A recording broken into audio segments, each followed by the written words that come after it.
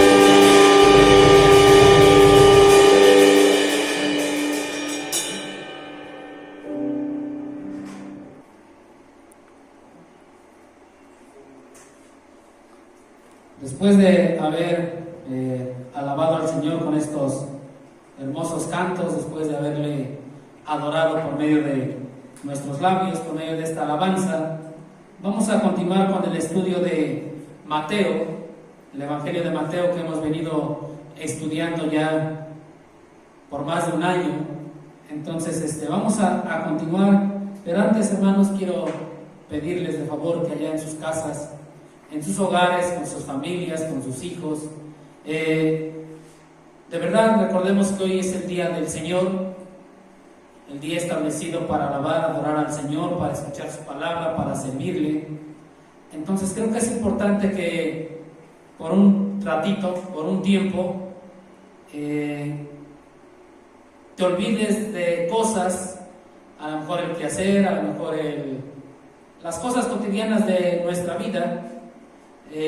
Olvides un ratito eso, lo hagas a un lado para concentrarnos en alabar al Señor y en estudiar su palabra. Gracias a Dios que ahora ya tenemos tecnología como esta y que puedes presionar ahí con tu dedo y pausar un ratito en lo que vas, le apagas a los frijoles o vas y no sé, cierras la puerta, cierras la ventana, en lo que tienes algo pendiente, vas y lo detienes ahí o haces lo que tienes que hacer y después puedes regresar y otra vez con tu dedo le presionas al botoncito que se llama reproducir y entonces ya no vas a tener en qué distraerte para poder concentrarte en la palabra de Dios y de esta manera por poder tú darle la honra y la gloria al Dios que te dio la vida eterna. Entonces, de verdad, hermano, hermana, antes de todo, puedes hacer esto, ir a hacer lo que tengas que hacer, regresar, presionar otra vez el botón de reproducir y gracias a Dios que tenemos esta tecnología y podernos sentarnos, poder estar ahí concentrados en lo que el Señor nos quiere enseñar en este día, lo que Dios quiere mostrarnos en este día. Ya le hemos cantado, ya le hemos alabado y entonces es tiempo de concentrarnos en la palabra de Dios. Honra a tu Dios, honra a aquel que te dio la vida eterna por medio de escuchar su palabra.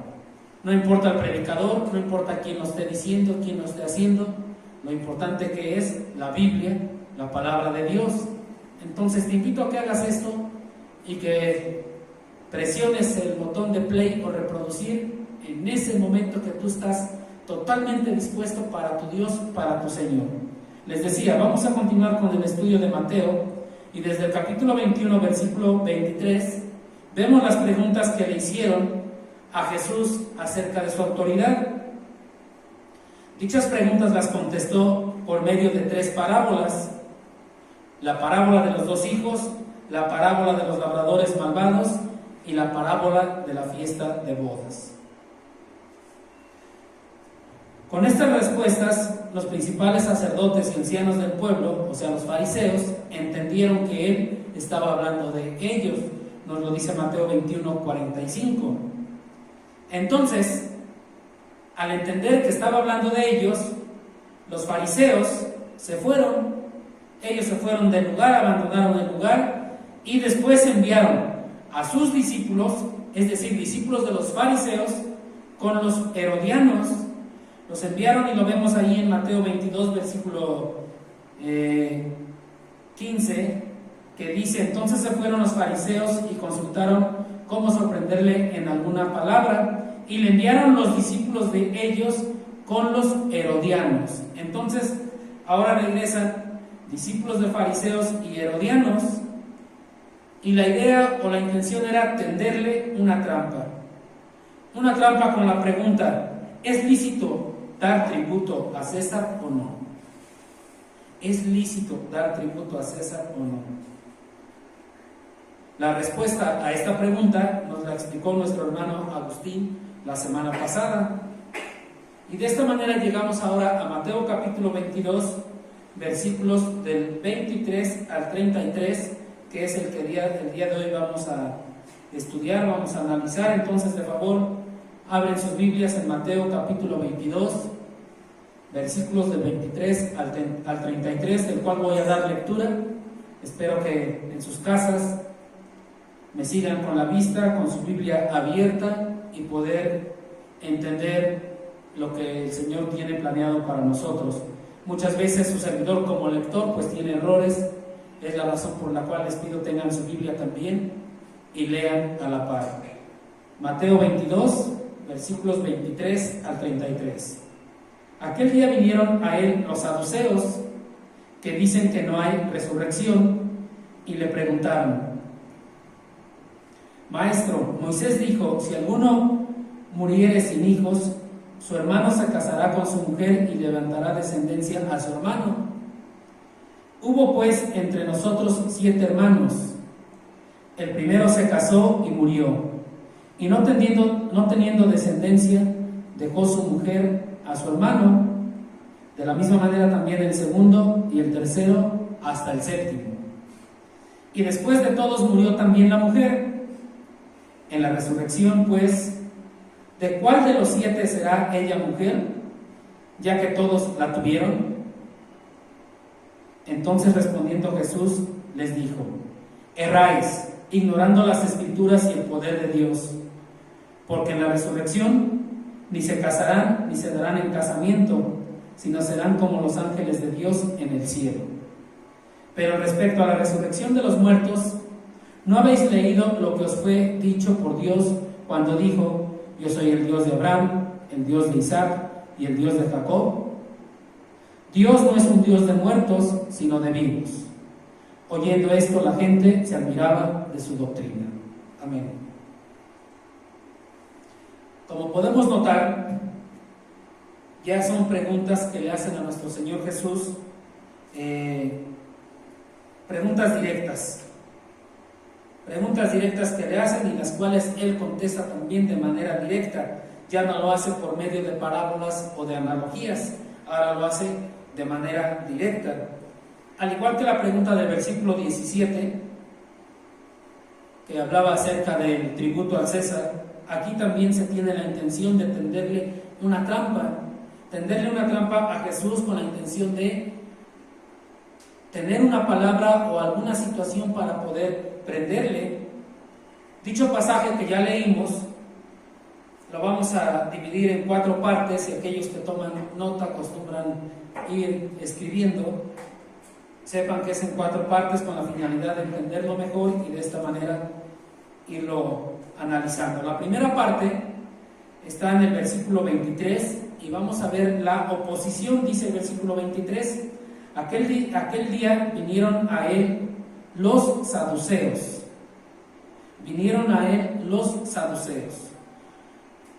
En los tiempos de Jesús había varios grupos. Ya escuchamos hablar de fariseos, herodianos, saduceos. Ya nos explicaron quiénes eran los herodianos. Ahora, los saduceos eran los teólogos liberales de aquel tiempo.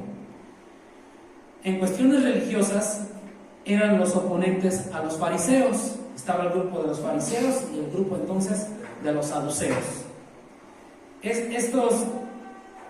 Este grupo de los saduceos era el menos numeroso de su tiempo, pero normalmente todos los que pertenecían a este grupo eran de la clase alta de la sociedad. Entonces tenemos fariseos y tenemos saduceos. Estos dos grupos, fariseos, saduceos, eran enemigos entre sí. Ellos no se podían ver. Eran enemigos entre sí, pero se aliaban en contra de Cristo. Vean cómo los enemigos se unen para estar en contra de Cristo. ¿Por qué? Si se odiaban tanto entre ellos. Porque ambos grupos veían a Jesús como una amenaza para ellos. Cada quien tenía su propia postura, pero Jesús era una amenaza para ellos. Para los saduceos, que dicen que no hay resurrección, hay un problema. Para los fariseos, que dicen que sí, hay un problema. Entonces, los saduceos sostenían que no había otra vida más que esta. No había otra vida más que esta. Y decían ellos que el alma era aniquilada cuando el cuerpo muere. Esta es la idea de los saduceos. Cuando el cuerpo muere, el alma muere. Decían que no hay ni ángel ni espíritu. Lo dijeron en Hechos 23:8. Que no hay ángel ni ángel, ni espíritu. Entonces con esto podemos ver la oposición hacia Jesús: herodianos, fariseos y ahora saduceos. La oposición contra de Jesús cada vez se intensificaba más y más y más. Cada vez era más intensa. Entonces vemos fariseos, herodianos y ahora saduceos. 3 grupos en contra de Jesús. Todos ellos con preguntas, tendiéndole trampas, con la intención de encontrar algún error, algún pretexto para poder prenderle. Pero ¿qué creen? Jesús lo sabe todo. Él conoce todo. Él es Dios. Para ellos era un simple ser humano. Y ellos buscaban tenderle una trampa, encontrar un pretexto, un error. Pero Jesús también es Dios. Y Él es omnisciente, y entonces conoce todo y sabe todo. Además, que aún no era su tiempo. Entonces iba a ser muy difícil que ellos lograran algo de esto. Y esta era la oposición tan fuerte que Jesús tenía en su tiempo, cada vez más fuerte, cada vez más fuerte y cada vez más fuerte. Incluso siendo enemigos, saduceos y fariseos se unen para estar en contra de Jesús. La segunda parte es la objeción que tenemos del versículo 24 al 28, que dicen así, diciendo: Maestro, Moisés dijo, si alguno muriere sin hijos, su hermano se casará con su mujer y levantará descendencia a su hermano. Hubo pues entre nosotros 7 hermanos, el primero se casó y murió, y no teniendo descendencia, dejó su mujer a su hermano. De la misma manera también el segundo y el tercero hasta el 7. Y después de todos murió también la mujer.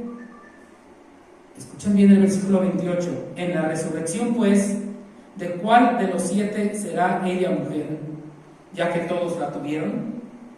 Vemos aquí la objeción. Lo que acabamos de leer obviamente era una historia inventada. Era muy raro que hubiera 7 varones o 7 hijos de un varón, que los 7 murieran y pasara la misma historia, ¿no? Entonces obviamente era una historia inventada por parte de los saduceos para hacer caer a Jesús. Los saduceos, los que dicen que no hay resurrección. Entonces ellos inventaron o hicieron dicho planteamiento pensando de existir otra vida después de la resurrección, estarían vigentes en ella las mismas condiciones que en la vida presente. Si esto es así, resultaría absurdo el caso de esta mujer. Según los saduceos, si hay vida después de la resurrección, la situación de esta mujer es algo muy difícil y complicado. La pregunta es, en la vida futura después de la resurrección, ¿tendría 7 maridos a la vez? ¿Esta mujer sería esposa de 7 hombres a la vez? ¿O tendría la oportunidad de escoger? ¿A cuál escogería ella? ¿Tal vez al primero? ¿Tal vez al último? ¿O acaso al que vivió más tiempo con ella? ¿Qué pasaría? ¿Qué sucedería, no? Aparentemente los saduceos son muy escriturales. Hacen mención del Antiguo Testamento. Lo que ellos están diciendo está en el Antiguo Testamento, y entonces ellos comienzan a transgiversar las ordenanzas de la ley de Moisés.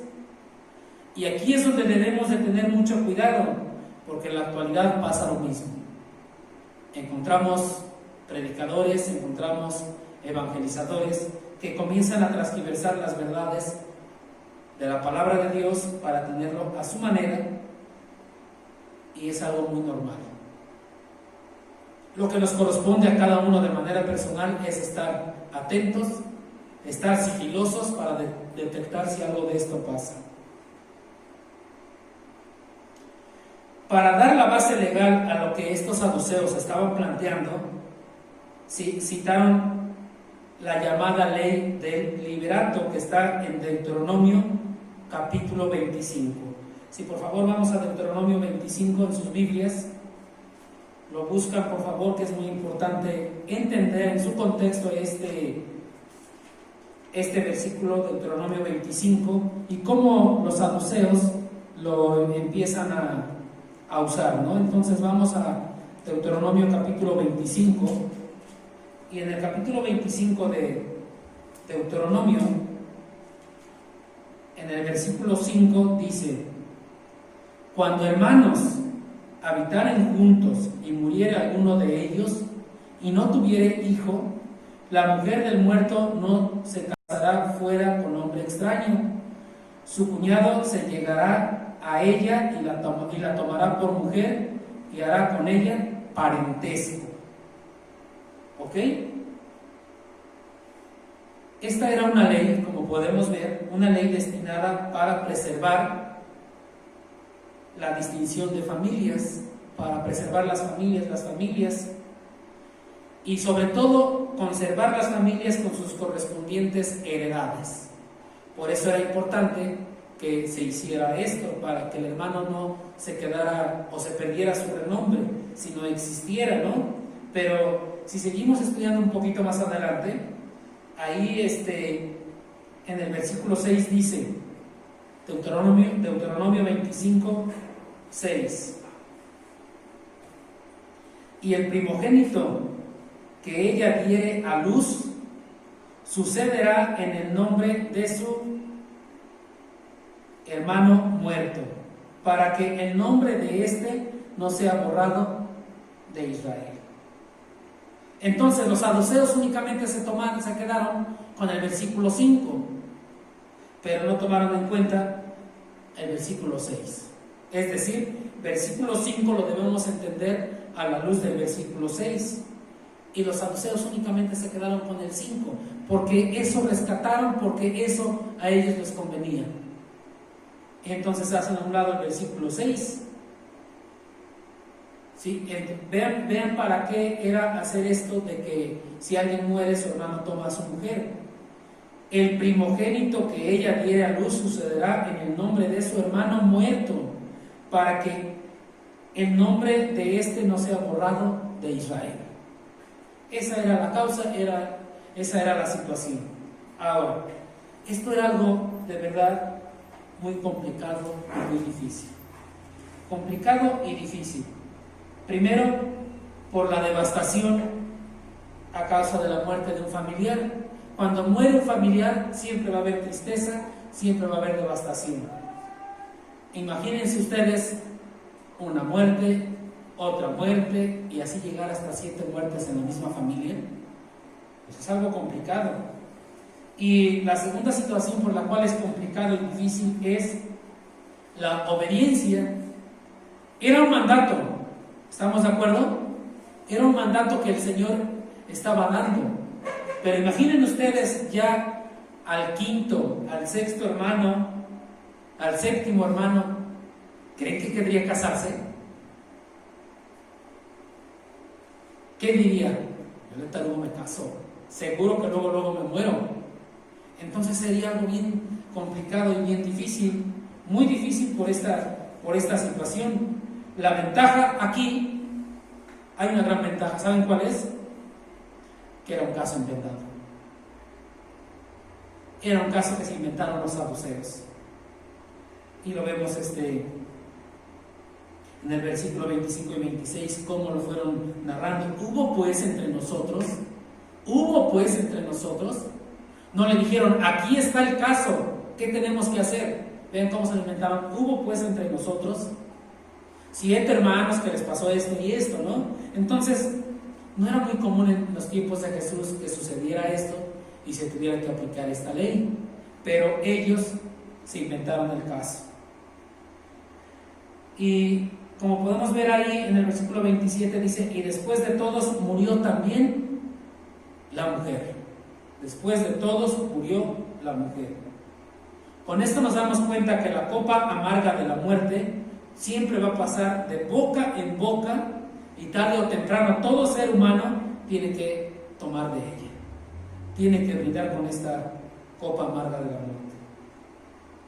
Después de haber planteado toda esta historia inventada, pues dicen, ya murió también la mujer, y ahora ¿qué va a pasar, no? ¿Qué le va a pasar a ella? ¿Qué vamos a hacer? Ya no hubo descendencia, ¿qué va a suceder?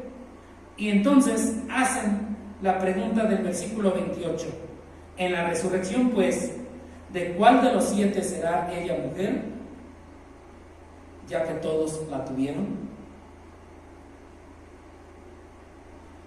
Seguramente los saduceos pensaron y dijeron, no podrá decir de cuál. El Señor Jesús no va a poder contestar esta pregunta. Por lo tanto, tiene que decir que no hay resurrección. Pero recordemos que aquel Jesús es el Jesús de la resurrección. Ahí en Juan 11:25 dice, yo soy la resurrección y la vida. Negar la resurrección de nuestro Señor Jesucristo es negarse a sí mismo. Entonces vemos cómo ellos lo fueron encerrando a tal manera que Él dijera que no hay resurrección, pero no puede negarse a sí mismo. Y aquí hay algo importante que debemos de tener cuidado, debemos de tenerlo muy presente. Mientras los herejes niegan una verdad doctrinal, una verdad bíblica, los supersticiosos de la religión les dan pie a los primeros para negarla. Es decir, los fariseos ya empezaban a hablar de resurrección y tenían ciertas cosas también, a pesar de que no negaban la resurrección, pero tenían ciertas cosas que decir, al igual que los saduceos. Y entonces, herejes y supersticiosos religiosos hacen un buen equipo para negar la verdad. Y vemos cómo fueron encerrando a Jesús con la finalidad de que Él negara la resurrección. Pero vamos a ver la respuesta que da Jesús a esta objeción, que sería la tercera parte de nuestro estudio. Tercera parte, respuesta de Jesús a esta objeción, versículos 29 y 30. Entonces, respondiendo Jesús a la pregunta que le hicieron en el versículo 28, les dijo, erráis, ignorando las Escrituras y el poder de Dios, porque en la resurrección ni se casarán ni se darán en casamiento, sino serán como los ángeles de Dios en el cielo. Para los saduceos, la idea de la resurrección presentaba grandes dificultades insuperables. Para ellos no era algo razonable y cierto. Para los saduceos, ellos no concebían la resurrección, no la entendían, no sabían cómo. Lo primero que el Señor les dice aquí, que están en un grave error. Por eso les dice, erráis. Están en un grave error. Negar la resurrección a una vida futura es algo que se debe de reprender. Es algo que no se debe de permitir. Pero Cristo en este caso lo hace con mucho amor, con mucha sabiduría, con mucha mansedumbre. Lo hace con menos aspereza que lo solía hacer. Él lo hacía con más aspereza contra los principales sacerdotes y los ancianos del pueblo. Aquí con los saduceos fue más gentil, fue más amoroso, con sabiduría, y les habla de un error. Erráis, les dijo. ¿Cuál era su error? Su error estaba muy fuerte. Eran dos errores: ignorar las Escrituras y también ignorar el poder de Dios. Y la ignorancia siempre va a ser causa del error. Si eres ignorante, si ignoras cualquier cosa, vas a cometer errores. El mismo pasaje nos dice más adelante lo que ellos ignoraban de las Escrituras. Había algo que ellos ignoraban de las Escrituras. Pero si tú no conoces las Escrituras, no vas a conocer el poder de Dios. Por eso les dijo que su error era no conocer las Escrituras y el poder de Dios. Si no conoces las Escrituras, no vas a saber del poder de Dios. Simplemente echas un vistazo al Antiguo Testamento, en Génesis, al inicio, cuando habla de la creación, que a partir de la nada creó los cielos y la tierra, y todo lo que nos narra de la creación, estás conociendo las Escrituras y por lo tanto estás conociendo el poder de Dios.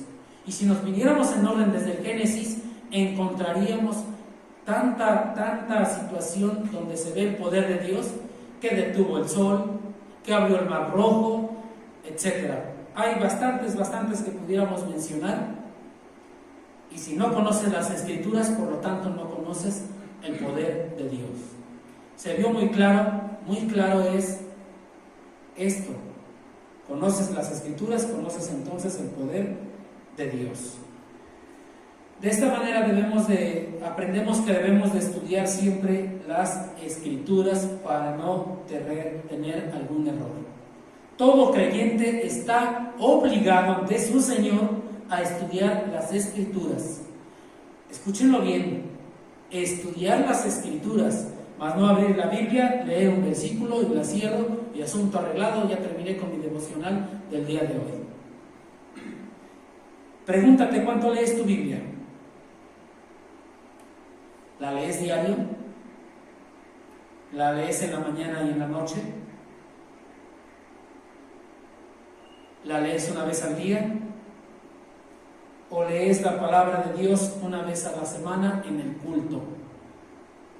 Y como ahorita no hay reuniones presenciales, pues ya llevo cuántos meses de pandemia sin leer las Escrituras. Ya llevo ciertos meses de contingencia, pero creo que es una contingencia espiritual y una contingencia sanitaria, ¿no? ¿Cuánto lees la Biblia? ¿Cuánto estudias la Biblia? ¿Cuánto profundizas en un pasaje? ¿Cuánto estudias tu Biblia? Oremos a Dios por esto y que Dios nos dé la sabiduría y las ganas de poder profundizar en la palabra de Dios. Es muy cierto que tanto en la actualidad como en los tiempos de Jesús desconocemos muchos detalles de la resurrección. Detalles de la resurrección los vamos a desconocer. Pero lo que sí sabemos es que la resurrección futura es un hecho. Eso sí, no conocemos los detalles, pero es un hecho que va a haber una vida futura. El otro error era ignorar el poder de Dios. Vean cómo era la situación de ignorar el poder de Dios. Si Dios tuvo el poder para crear al hombre del polvo de la tierra, hizo al hombre, pregúntense, ¿no podría levantar en la misma facilidad del polvo los cuerpos de aquellos que ya habían muerto y transformarlos en un cuerpo de gloria? Al final de cuentas eran los mismos cuerpos que ya había creado, que estaban ahí en un proceso de descomposición en la tumba. Es muy diferente. Pero si creó del polvo al ser humano, ese ser humano desintegrado no lo puede volver a formar. Ese es el poder de Dios. Y es lo que ellos ignoraban. Es lo que ellos no entendían. Los hombres somos así. Somos orgullosos y no queremos entender el poder de Dios. Y aquellos hombres orgullosos y envidiosos que no comprenden el cómo, mejor niegan el qué. No hay de otra. Cuando hago muchas preguntas al cómo y no entiendo el cómo, mejor me voy a negar el qué. Y como no entendían la resurrección, pues mejor la negaban. Es algo que debemos de tener mucho cuidado. Debemos adherirnos firmemente a la omnipotencia de Dios. ¿Cuál es la omnipotencia de Dios? Que Él puede hacer todo cuanto quiere. Él tiene todo el poder para hacer lo que Él quiera. Y así como formó del polvo a un hombre, así puede resucitar a los creyentes. De ese cuerpo ya desintegrado, que ya tiene años en la tumba, Él lo va a resucitar. Y es la gloria, y es la honra y la gloria para Dios.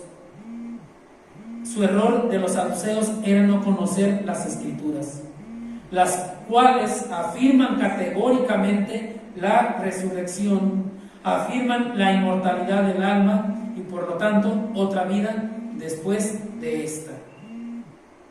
Siempre va a ser así. Y veamos ahora 1 Corintios capítulo 15. En 1 Corintios 15, si lo buscan por favor.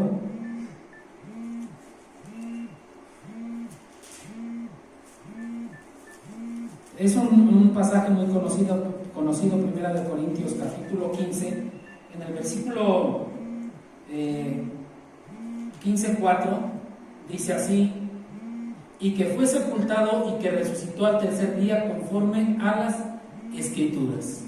Nos está hablando de la resurrección de nuestro Señor Jesucristo.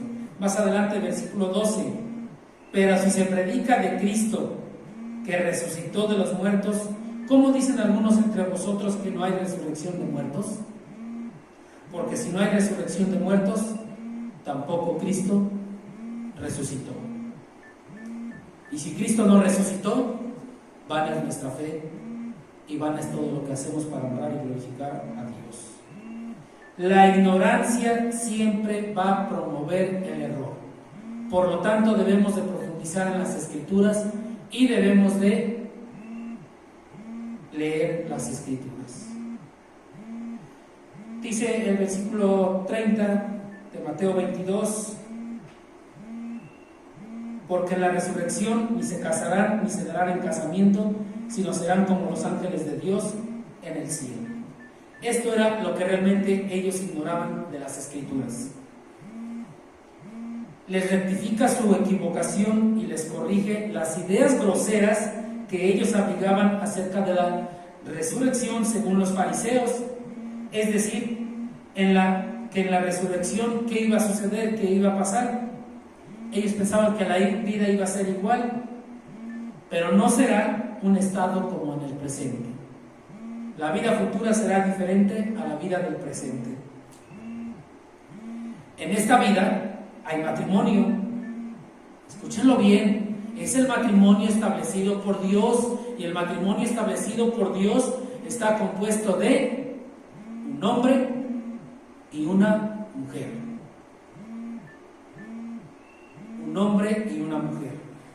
A este matrimonio hace referencia la palabra de Dios y no a las ideologías tan erróneas que están surgiendo en la actualidad. Entonces, en esta vida el matrimonio es necesario para la ayuda mutua, y procreación de la raza humana. Es para que con la descendencia se prolongue la existencia de la raza humana. Por eso en esta vida es necesario el matrimonio, y solamente por medio del matrimonio se va a lograr esto que es la ayuda mutua y la procreación. Aclaro, solamente por medio del matrimonio habrá ayuda mutua y procreación, no fuera del matrimonio. Cuando es fuera del matrimonio, entonces lleva a un pecado que se llama fornicación o adulterio. Que quede bien claro, el matrimonio está compuesto por hombre y mujer. Y hablando bíblicamente y de hermanos, está compuesto por hombre y mujer, ambos creyentes que han depositado su fe en Jesucristo. Entonces, no hay otro tipo de matrimonio más que el que está conformado por hombre y por mujer. Tengamos cuidado, porque la ideología de género y todo lo que está surgiendo en la actualidad ha llenado a la sociedad de estas cosas, y ya hay matrimonios integrados con el mismo sexo. ¿Qué va a pasar? Esto no es bíblico.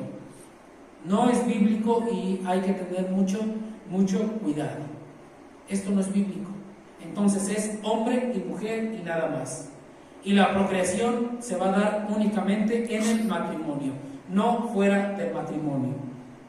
Pero dice, pero ya en la resurrección no tiene caso ni razón de ser, porque en el cielo así como en el cielo ya no habrá muertes, lo dice ahí Apocalipsis 21:4, que ya no habrá muertes, tampoco habrá necesidad de nacimientos. Es decir, allá en el cielo, en la vida futura, no va a haber muerte.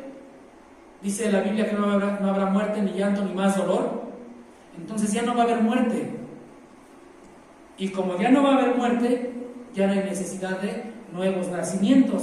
Como no hay necesidad de nuevos nacimientos, ya no hay necesidad de matrimonios. Por eso dice el versículo: porque en la resurrección ni se casarán, ni se darán en casamiento.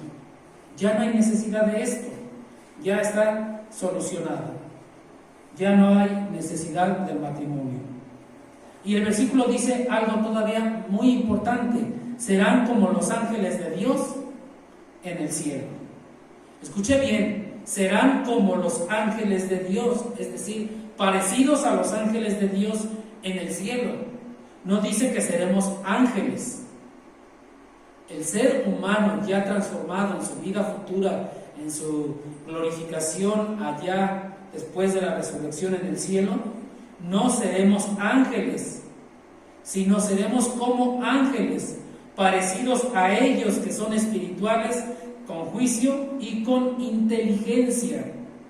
Por lo tanto, no hay necesidad de casamientos, no hay necesidad de matrimonio. No sabemos con certeza cómo serán las cosas allá en el cielo, allá en la Nueva Jerusalén. No sabemos cómo serán las cosas tal cual, pero la Biblia es clara en que sí habrá resurrección, es clara en que sí habrá una vida futura. La Biblia tampoco enseña que la relación matrimonial prosiga en el cielo. Escúchelo bien, la Biblia no nos enseña en ningún lado que la relación matrimonial prosiga allá en el cielo. Los hombres serán reconocidos como hombres y las mujeres serán reconocidas como mujeres, pero todos seremos como los ángeles en el sentido matrimonial. No hay necesidad de matrimonio, no hay necesidad de casamientos, no habrá más muerte, por lo tanto no hay necesidad de nacimientos. Seremos como los ángeles en el sentido matrimonial. La Biblia tampoco enseña que van a desaparecer el mutuo amor y el conocimiento de creyentes. ¿Qué quiero decir con esto?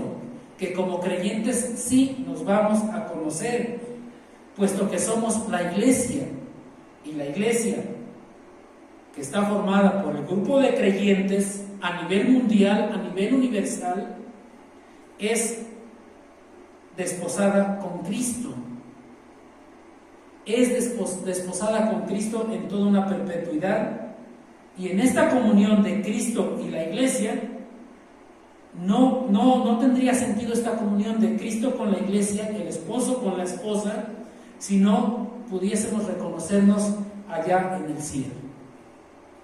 Somos la esposa de Cristo, somos la iglesia de Cristo, pero los matrimonios ya no son necesarios. Por eso no se darán en casamiento nadie. Y hasta aquí hemos visto la respuesta de Jesús. Pasamos a la parte número 4. El argumento de Cristo para confirmar esta gran verdad que les acaba de decir. Versículos 31, 32 y 33. Pero respecto a la resurrección de los muertos, ¿no habéis leído lo que os fue dicho por Dios cuando dijo: yo soy el Dios de Abraham, el Dios de Isaac y el Dios de Jacob? Dios no es Dios de muertos, sino de vivos. Oyendo esto, la gente se admiraba de su doctrina. Entonces la resurrección es un tema de gran importancia para Cristo, al grado que Cristo no se contentó con decirle simplemente o descubrir la falacia y nada más, sino que viene a respaldar su respuesta con un argumento sólido, y este argumento sólido únicamente sale de las Sagradas Escrituras. Un error que les estaba él diciendo era que no conocían las Escrituras. Entonces él va a retomar las Escrituras para corregir su error. No lo podía hacer de otra manera más que por medio de las Escrituras. Y dice, ¿no habéis leído lo que os fue dicho por Dios? Vean cómo hace la pregunta. ¿No habéis leído lo que os fue dicho por Dios? ¿No habéis leído lo que os fue dicho por Dios? ¿Por qué no hizo la pregunta? ¿No habéis escuchado lo que os fue dicho por Dios? Vean, ya es, ¿no habéis leído? ¿Qué quiere decir esto? Que todo lo que tenemos aquí en la Biblia, en la Sagrada Escritura, lo dice Dios mismo. Todo lo que estamos leyendo aquí, lo dice Dios. Por lo tanto, es algo que debemos de oír y es algo que debemos entender, porque Dios nos lo está diciendo. Dios nos lo dice. Y recuerden que la palabra de Dios es viva y eficaz, más cortante que toda espada de doble filo. Entonces les dice, ¿no habéis leído? La respuesta a tus problemas, la respuesta a tu ignorancia está en la palabra de Dios. Lo que tenemos que hacer es leer. Y en este caso el argumento que mencionó es, yo soy el Dios de Abraham, el Dios de Isaac y el Dios de Jacob. Pudiéramos pensar que esto no es una prueba explícita para solventar lo que es la resurrección, o que no es un argumento contundente para la resurrección, pero debemos rescatar lo siguiente. Recordemos que Dios hizo un pacto con estos hombres, Abraham, Isaac y Jacob. Hizo un pacto con estos tres hombres, con los tres ratificó el mismo pacto, pero ellos murieron antes de que los pactos quedasen totalmente cumplidos. Estos tres hombres murieron y los pactos no quedaron totalmente cumplidos. Y sabemos la historia desde el Antiguo Testamento y que no quedaron cumplidos. ¿Cómo puede Dios referirse a sí mismo como el Dios de tres hombres cuyos cuerpos ya están en un sepulcro? ¿Cómo puede mencionarse a sí mismo como el Dios de estos hombres que ya murieron mucho tiempo atrás? ¿Cómo podía cumplir sus promesas a aquellos que ya están muertos? Sabiendo que Jesús y Dios no puede fallar en sus promesas. ¿Cómo les iba a cumplir la promesa si ellos ya estaban muertos? ¿Cómo les iba a demostrar que Él les estaba cumpliendo si ya estaban muertos? La única respuesta que hay es la resurrección. Hay un estado futuro, hay una vida después de esta vida, y para estos hombres que ya estaban muertos, para que estos hombres ya muertos vieran el cumplimiento del pacto, vean el cumplimiento de las promesas, vean todo lo que Dios había prometido ya hecho una realidad, necesitan de la resurrección. Es claro que estos hombres, Abraham, Isaac y Jacob, no gozaron en esta vida de la felicidad continua y extraordinaria que tenía la promesa, como para que ellos pudieran decir, ya se cumplió la promesa. Por consiguiente, debe de haber toda una seguridad en el futuro, en una vida futura, en el que, así como Dios vivirá siempre, Dios vive por siempre, para recompensar eternamente. Así también Abraham, Isaac y Jacob vivirán siempre para ser eternamente recompensados y recibir el cumplimiento de esas promesas. Y esto, hermanos, de verdad que se los digo con mucho amor, con mucho tiento, con mucho cariño. Esto nos debe de dar el ánimo cuando estamos en medio de una tribulación, en medio de la tormenta. Saber que habrá un futuro eterno allá con Dios, allá en el cielo. Debemos de saber que el alma es inmortal y que el cuerpo resucitará un día para unirse con el alma, un cuerpo transformado. Cuando a Moisés le dijo allí en la zarza ardiendo en Éxodo capítulo 3 versículo 6, yo soy el Dios de Abraham, de Isaac y de Jacob, nunca le dijo, yo he sido el Dios de Abraham, de Isaac y de Jacob. a pesar de que cuando se lo dijo, mucho tiempo atrás, ya habían muerto estos 3 hombres. Ya Abraham, Isaac y Jacob ya estaban en la sepultura y le dijo esto. ¿Por qué? Veamos el versículo 32 de Mateo 22. Dios no es un Dios de muertos, sino de vivos. Y esto prueba la inmortalidad del alma. La inmortalidad del alma queda probada con esta, porque Dios es un Dios de vivos, mas no de muertos. Él está en un estado de felicidad, el alma está en un estado consciente y está esperando la resurrección del cuerpo. Entonces el alma no muere, lo único que ha muerto es el cuerpo. Para que esta persona que ha muerto físicamente hablando obtenga la felicidad integral, pues necesita de la resurrección. Vamos a 2 de Corintios capítulo 5. Si buscan por favor 2 de Corintios 5. En el capítulo 5 de 2 de Corintios tenemos algo muy importante que debemos ir pensando. Dice el versículo 6: así que vivimos confiados siempre, y sabiendo que entre tanto que estamos en el cuerpo, estamos ausentes del Señor, porque por fe andamos, no por vista. Pero confiamos y más quisiéramos estar ausentes del cuerpo y presentes al Señor. Por tanto, procuramos también, o ausentes o presentes, serle agradables. Porque es necesario que todos nosotros comparezcamos ante el tribunal de Cristo, para que cada uno reciba según lo que haya hecho mientras estaba en el cuerpo, sea bueno o sea malo. Pregúntate cómo es nuestra vida ante el Señor. ¿Cómo vives ante tu Dios? ¿De veras está pasando lo que dice aquí el versículo 9? Procuramos también, o ausentes o presentes, serle agradables. ¿Qué tienes que cambiar de tu vida para serle agradable a tu Señor? ¿Qué tienes que cambiar de tu vida para darle la honra y la gloria a aquel que te dio la vida eterna? ¿Qué tienes que hacer? Pregúntate en base a lo que tú has vivido, sea 10, 15, 20 años en el Señor, en base a lo que tú has hecho, ¿cómo será tu retribución?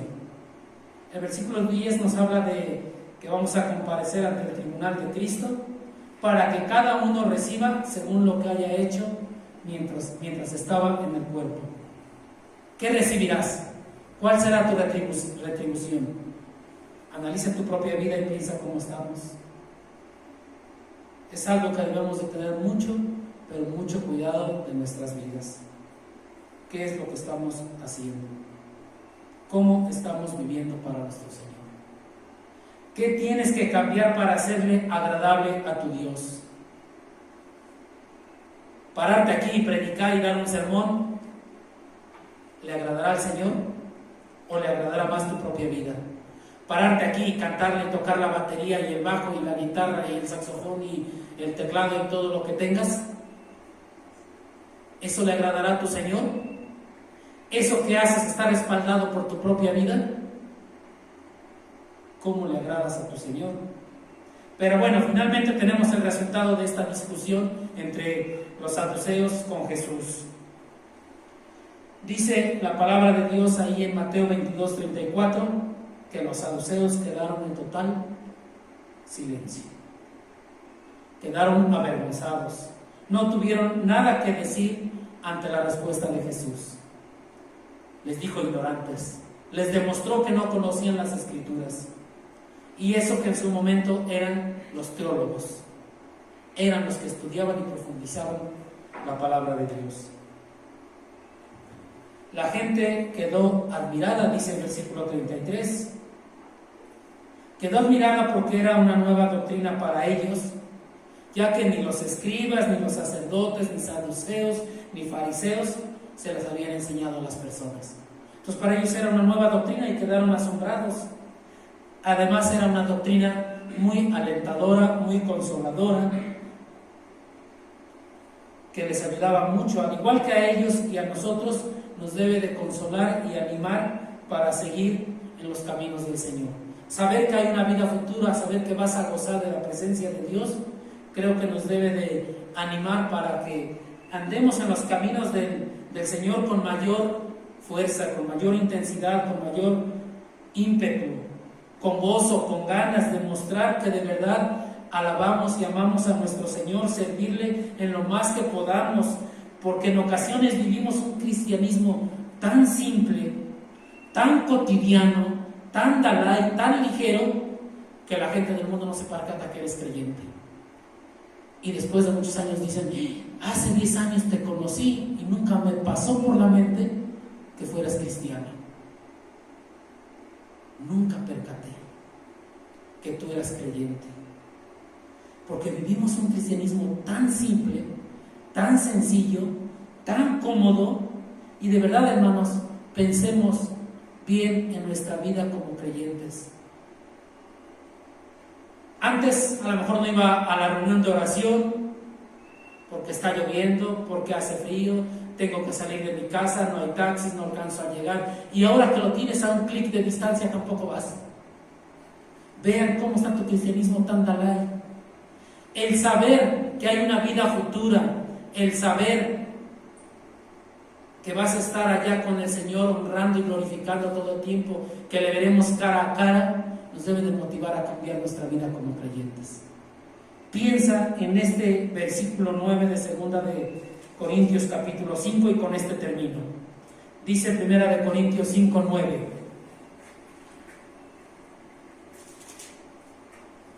Por tanto, procuramos también, o ausentes o presentes, serle agradables. Creo que con esto aprendemos que debemos de agradar al Señor, porque hay una vida futura donde estaremos cara a cara y va a haber una retribución. No es que pierdas tu salvación, hermano o hermana. Todos vamos a ser, todos los creyentes somos salvos y estaremos con el Señor, pero algunos recibiremos más recompensa y otros menos recompensa. Vamos a orar por la palabra de Dios. Padre Santo, en este día te damos gracias por este tiempo que tú nos has permitido estar aquí juntos, reunidos para honrar y glorificar tu santo nombre, Padre. Sabemos que es a la distancia, sabemos que cada uno en sus hogares lo hacen, Padre bendito, pero confiamos en tu gran bondad, Padre bendito, y te rogamos porque nos enseñes a ser, Padre Santo, agradables a ti, Padre bendito. Que saber que la resurrección existe, saber que hay una vida futura, saber que vamos a estar contigo, saber que nuestros cuerpos serán transformados, serán glorificados para honrarte, glorificarte y verte cara a cara, Padre, sea el ánimo y sea la motivación de cada uno de nosotros para servirte con mayor amor, con mayor ímpetu, con mayor fuerza, demostrarte que te alabamos, que te amamos, que te queremos, Padre. Nos ponemos en tus manos rogándote que tú nos des esta sabiduría, esta fortaleza, Padre, y que tú seas con cada uno de nosotros. Bendice a mis hermanos y hermanas de esta iglesia que se congrega aquí en Tenancingo, en Emiliano Zapata, pero también bendice a todos aquellos que escuchen este mensaje donde sea que ellos se encuentren, Padre. Te damos gracias, Padre bendito, en este día, en el nombre de Cristo Jesús. Amén.